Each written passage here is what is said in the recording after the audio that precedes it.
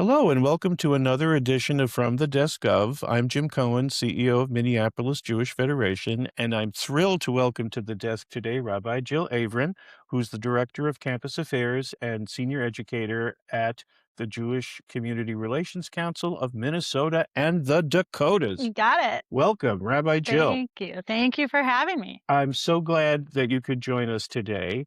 And I'm also so glad that your position exists and that you're flourishing in it. Federation was very honored to help fund the position for the first 2 years because Yes. we saw a tremendous need to have someone dealing exclusively with issues related to college campuses. I think Right. that everybody who's listening to this remembers all too well the climate of not too long ago and that Right. some of it still exists. Right. But I want to take half a step back before we dig into that.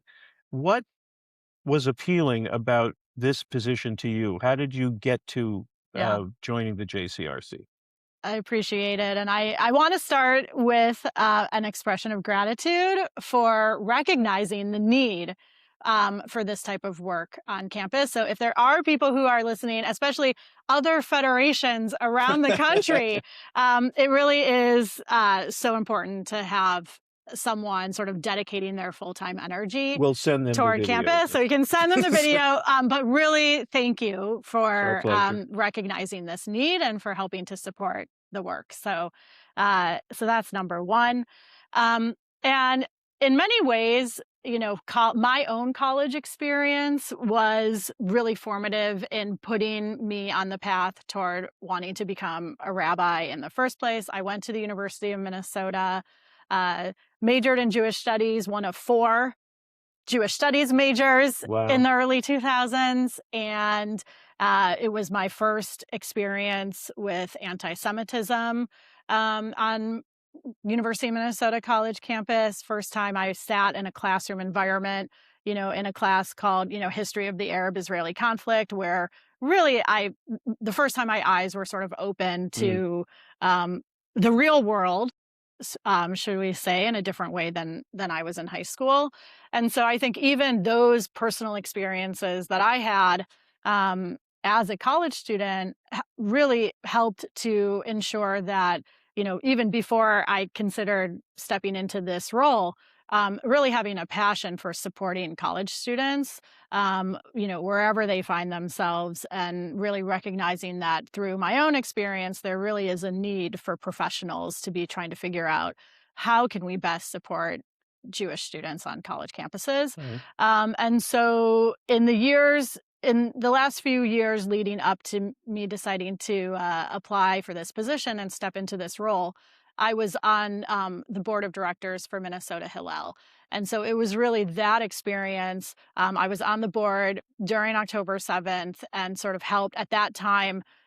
Hillel didn't have a rabbi on staff. And so, as my role not only as a board member, but also, sort of helping to support the community from a rabbinic lens, really helped me to see some of the issues that the students were facing on a deeper level than I think many other in the community got to see, and experiencing alongside the students and the staff, thinking about what it takes and what is involved, and trying to figure out how to be the most supportive to students. And it was really that experience that inspired me to apply for this That's role. terrific, and we're very glad you Yeah. did. Before we dig into what the campus climate is, Yeah. can you explain for our listeners how you interact with the various Jewish organizations on campus? You mentioned Hillel, and you Yes. were a board member of Hillel. Now you work with them very closely. Yeah. Chabad at the Also U, Chabad. Mhm. the fraternities. Yeah. What does your day look like? Yeah. So I would explain my work as fitting into a few different buckets. One is student support, which I am primarily doing through support for both Hillel and Chabad. Really grateful that this is specific to the University of Minnesota. Okay. It's so complicated. Minnesota Hillel serves many campuses across the state of Minnesota, Which is really important. which is so important, and it has been such a transformative when they have when Minnesota Hillel decided to transition to serving the full state of Minnesota, it really opened up the ability for us to serve students on when there's only maybe 10 Jewish students on entire campus and they weren't being supported. It's Yeah. critical. Chabad does amazing work, not only on University of Minnesota campus, but on other campuses as well. And so for that bucket, I'm really playing a supportive role with their staff. The way I often like to describe it is that their staff are really focused on supporting the students in living a Jewish life, like engaging in Jewish ritual, learning, community building.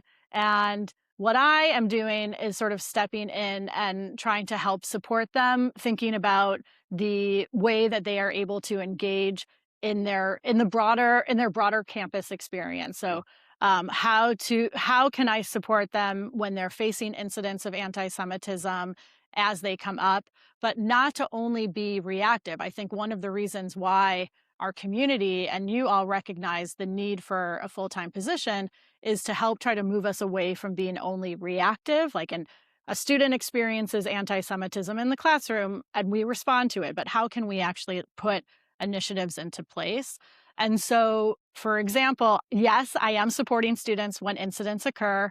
Incidents have occurred. I am supporting them. That's just the nature of the world that we're Right. living in, Unfortunately, but unfortunately.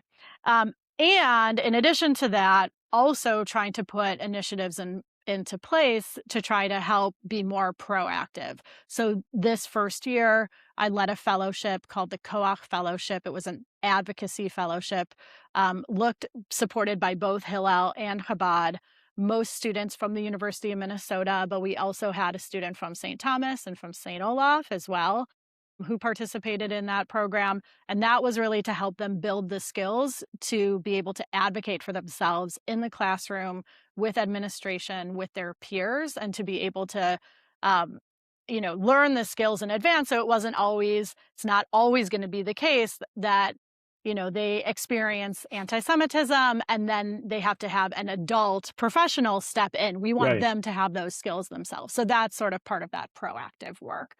So that's one bucket. And then the second bucket, I would say, is trying to work with the other campus professionals. So working with the administration, working with faculty members, and trying to help the broader campus climate as a whole. And so, yes, most of the work has been at the University of Minnesota because, that's our flagship university. It's where we have the most students. It also has had the biggest issues. And But national and attention. national attention. And so a lot of my work has been working with administrators on campus. We're really lucky that the president of the University of Minnesota is very supportive of addressing issues of anti-Semitism and supporting Jewish students, and administrators in diversity and equity, also very supportive. So a lot of the work that I've been doing this year is sort of behind the scenes, working with those administrators, working with faculty members, department chairs on trying to help improve the climate sort of from behind the scenes. I'm glad you've sort of, what's the word I want? Agree with the notion that President Cunningham has taken all of this seriously, because Yes, from a Jew in the pew seat, I definitely see a tremendous improvement huge improvement. since she arrived, and she takes things seriously, and that Yeah, is to your credit as well as to everyone yes, at JCRC who has worked with the administration yeah. on issues. So It I'm makes glad all to the hear it. difference in the world. So Mhm. that's a good segue to talk about what the climate is actually like. Right. Um, Tell us about what it was like when you arrived, Yeah, because obviously that was at a critical juncture when everyone realized that we right, needed someone doing this 24/7, or right. maybe just 9 to 5. So Yeah, describe the climate when you arrived and how it's evolved, yeah, positively, and also what challenges still remain. yeah. N There has been a transition, since I think that many people describe, that first year, the 2023 to 2024 academic year was just an absolute nightmare on Mhm. college campuses around the country, including here, with just sort of heavy protests. It was a volatile, like hostile environment. There was so much discussion from students around. It just felt really unsafe and insecure, even just walking around campus. So a lot has changed since that 2023, 2024 year. It's now, we now just wrapped up really the third academic year since October 7th, which is wild. It's hard to It's believe. hard to believe. Exactly. It's a different world. And I listening to a lot of the students who are the graduating seniors they talk about it sort of their pre-October 7th college experience and their post-October 7th college experience, which of course, I would say that in general, the campus climate is externally facing quieter.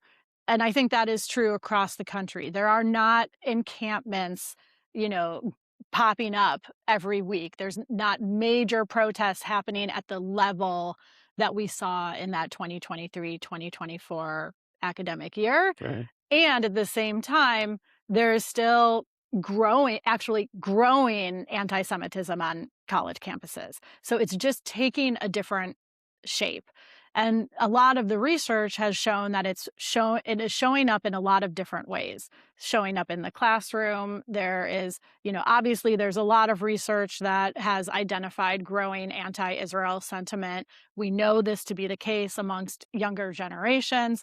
So, and that's, I think, something that so many people are talking about. But what's interesting is it's not the only expression of Mhm. anti-Semitism or anti-Jewish hatred or hostility on campus. There's a lot of reporting, both things that I've personally heard stories about, but also in the data around other types of anti-Jewish hate, expressions that Jews hold too much power, or that Jews only care about themselves, or really growing, Holocaust denialism, sort of also expressions of more right-wing Mhm. anti-Semitism. So it's everything. It's in the classroom, it's peer-to-peer, but it's less of that sort of loud protest movement and more quieter.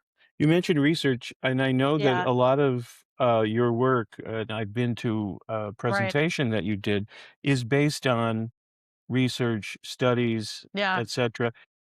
How has that impacted, how you conduct your, yeah. business day in, day out, and what's the research showing that is the next challenge? Yeah, I love data. I'm kind of a data nerd. I think it's really I important consider for this a us. softball. Yeah. I think it's really important for us to first of all, follow the research, know what the trends are identifying, and then use that as we're trying to figure out what to do next. So, yeah, some of the research that you're referring to that, we identified in the fall when Professor Jonathan Krasner Right. came to town, really identified that was research focused on the experiences of Jewish college students, and really identified that this is not a situation that is so black and white, where there's Zionist Jewish students and anti-Zionist Jewish students. It's actually so much more complicated than that, and that Jewish students are really wrestling with how to first identify their own opinions about what's happening in Israel, and then in many cases feeling like there's this burden on them to be sort of representatives of the Jewish people, which is often then the data is showing that feeling of responsibility is often leading them to feel like they'd rather just be sort of anonymous or Mhm. in the crowd to Yeah. hide their Jewish identity. The number of Jewish students who are choosing not to, wear any, Jewish jewelry or any clothing with Hebrew, and feeling like they need to hide their identity. That is a piece of data that is really concerning, and something that has informed a huge part of the way that I have tried to think about my approach, because I want everyone to be proud to be Jewish, Yeah. and to try to figure out how can we empower these students to feel knowledgeable, to feel confident so that they can go out and say to their peers, "Yeah, I'm Jewish. Hey, Yeah, world, I'm my Jewish. opinions are complicated. Let's talk," you know? So Everyone has heard these anecdotal stories of right. kids, students tucking in their Magen Exactly. David, and it's It's heartbreaking that in horrible. 2026, I know. um, that even has to be a consideration, or that's a thought that Right. somebody has, "Gee, I'm walking across campus, can I wear a chai?" And it's Exactly. just It's really sad. to have to but, all the more reason to have someone Right. helping these students navigate these challenging times. Exactly. We all know that there's gonna be another outburst at some point, or, Yeah. issues of antisemitism are thousands of years old, Yes. and that oftentimes it's cloaked behind, Right. anti-Zionism Yeah. or thoughts about Israel. Yes. Are you concerned, or is it a concern that after the next Israeli election, Mm. if the government is, shall we say, not one that the average young person in the United States feels an affinity towards, Yeah. could that provide another flash? Unfortunately, absolutely, yes. Like, it is something that I worry about, and I think that something that we have seen time and time again on campus is that, you know, the what's happening what is happening in Israel, the way that the general not only just the general population of young people, but also, as we know, a lot of the faculty and the sort of adult activist community on campuses, the way that they are sort of responding to the news cycle absolutely impacts the day-to-day experiences of students and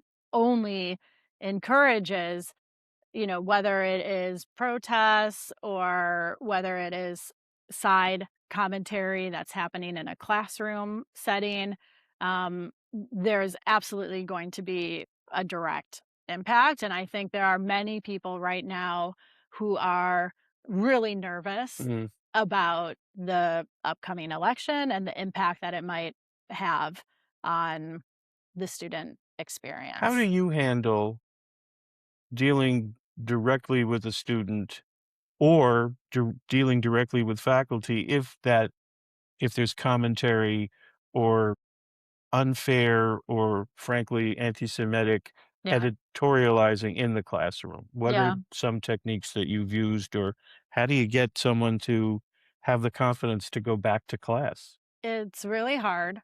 And my hope is that students will, first of all, feel comfortable doing, taking those steps on their own. And so being able to work with them on a strategy of how can you articulate the way that you are, um, how you are perceiving both the things that, the professor might or the TA might Mm, be saying, how are you receiving, their commentary? How does it impact you? And also to share your perspective and to be able to. I always advise, you want to have that conversation in a one-on-one setting. It's often, what is going to be the environment that is going to be sort of the safest mhm, environment, not necessarily like raising your hand in the middle of a 300-person lecture, but rather approaching the professor and have. I really strongly believe that when we can sit across from somebody and see their humanity and to be able to acknowledge that we see them as human, they're gonna be a lot more open to receiving us. So if that's the approach that I always take yeah, too. Anytime that I know that I'm about to enter a difficult conversation, I always try to take inspiration from our own tradition. This is now me sort of jumping in and teaching a little Torah, but we have the teaching from rabbinic literature. These and these are the words of the holy God that um, we in Judaism acknowledge that there can be multiple different perspectives on how to, see the world. And then the text continues to say that the law sides with Hillel. Why does the law side with Hillel? Because Hillel cited Shammai's opinion first. And so I think that can be a really powerful teaching when we're entering a difficult conversation. Yeah. So we can say to the professor or the peer, um, I hear you. I hear, that you're really upset about fill in the blank, you know. Um, I'm upset about that too. I'm upset about, the number of innocent people who have been killed. I hear you and I'm upset about it. So first naming that we hear their perspective and then say, and let me share with you that some of the things you said were actually not factual. Hmm. You made this comment that's not true. So then trying to like lead with facts, but to start with humanity and to start with sort of acknowledging the other Which is perspective hard to do when the other side has been when there's overtly vocal that you lack humanity. I mean, 100%. but Sometimes it's not possible. sometimes it's not possible, but that doesn't mean, and oh, horrible pun that just came into my head, but we don't give it the college try. I don't Yeah. remember the name, but there's a faculty person at Columbia who basically said in a classroom, Israel is as evil as Hamas. Yeah. Where do it's very hard to chisel at that stone, but I I also acknowledge that there are some cases where you just have to say, I'm not going to, this person is not somebody who's right. going to be able to engage with me. And so the approach I just described is not one that I would recommend in a case like that. Sometimes you just have to know when to walk away. Yeah, I guess you know where to pick your battles, Yeah. and And unfortunately, that's something that happened. The students just sort of know, like, okay, I'm not going to take this. This professor is like a known right, anti-Semite. I'm going to just stay away. I'm describing situations where the person has good intentions, they're ill-informed. I think that right. we just need to be able to distinguish between those cases where we just need to say, okay, you are not open. Your level of hatred is I too high. understand that. If we're going to expect Yeah. people to understand nuanced truths, Yes. we have to at least respect the fact Yeah. that there's nuance to many things, not to all Correct. things, Yeah. um, and to listen. But as we've said, there's some people who are beyond the pale, and Correct. and peddling in falsehoods is so commonplace nowadays. The truth is a very It's very intangible, often lost thing right. that I'm sure your job is very hard. Yes. Yeah. I mentioned to you before we started recording that my daughter graduated from high school yesterday Yeah. or the day before we recorded. Mistletoe. Thank you. What advice do you have for the very nervous parents Yeah. who are praying that their kid has an easier time Yeah. for the next 4 years on a college campus than Yeah. their predecessors? What Yeah. what what advice would you give them? The advice that I would give to parents is to try to hopefully encourage your children to engage with Jewish life on campus in whatever way, whatever it looks like on that campus, Hillel, Chabad, other, fraternities, sororities, to find their Jewish people and their support system. Because again, going back to the data, a lot of the data shows that if a student feels that they have a support group, if they have people who care about them, who are there to support them in the issues that come their way, they're going to be able to, they're going to be able to persevere in the face of what will likely be a challenging experience. That's good advice. And so, trying to find their people, and the professionals who are there to support them, I think is the most important thing for students All right. entering. Well, parents who Yeah. are listening, I think that's wonderful advice to heed. I will do the Yeah. same. Yeah. We are almost out of time.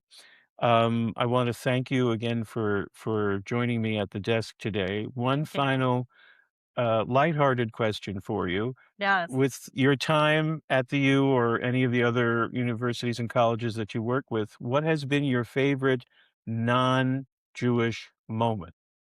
Oh, About being on campus, going to yeah. a sporting event, Yes. food trucks.